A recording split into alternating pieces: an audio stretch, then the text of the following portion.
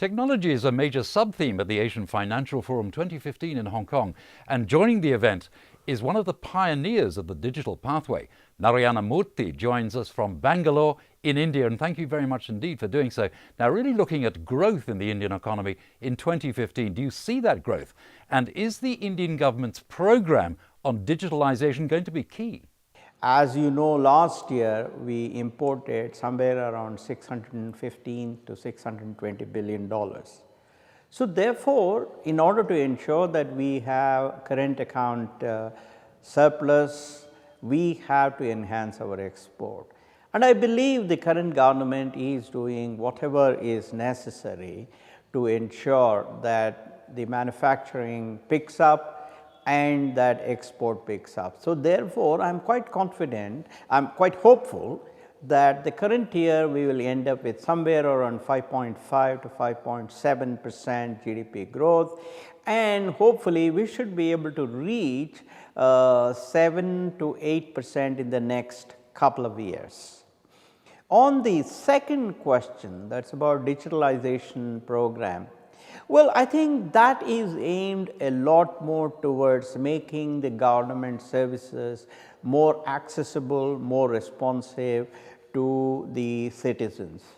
I believe that that initiative will take at least 3 to 5 years before it starts providing tangible results.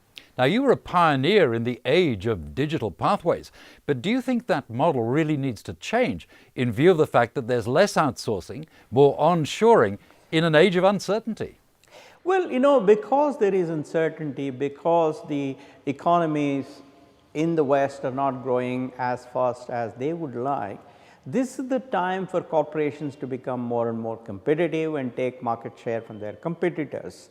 And that is where I think design of information systems becomes very important, and that is our business. So therefore, even though the economies in the West have slowed down, the opportunity for Indian software companies will not slow down, simply because our business is to make these companies more and more competitive. So looking at future growth, do you see greater collaboration with the Chinese government, with Chinese companies? You know, there is absolutely no doubt at all that China has done a stellar job of growing its economy. So therefore, in the area of manufacturing, I don't think India can indeed be a partner to China. China has left us behind long time ago. However, there is an area where India and China can collaborate very successfully, and that is we can bring the power of software to the table and China can bring the power of hardware, and together we should be able to provide solutions to the global market at very attractive prices. So turning to Hong Kong, how would you rate Hong Kong as an IT conductor, if you like, bearing in mind that Hong Kong is an international financial center? It is well acknowledged but by everybody that Hong Kong is the best example of free market economy.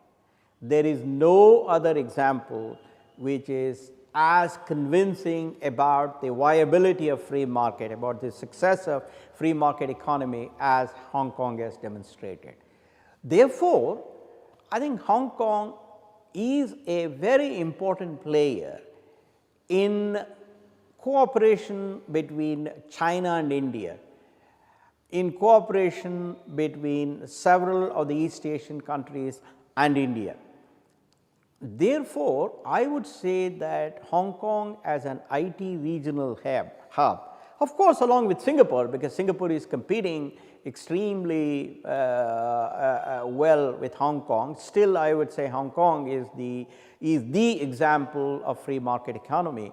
And therefore, given that financial sector is so vibrant in Hong Kong, given that SME sector is so vibrant in Hong Kong, and that Hong Kong happens to be the doorway for lots of Chinese companies, I do believe that any Indian company that has any desire to leverage the power of Chinese companies must operate with Hong Kong as the base.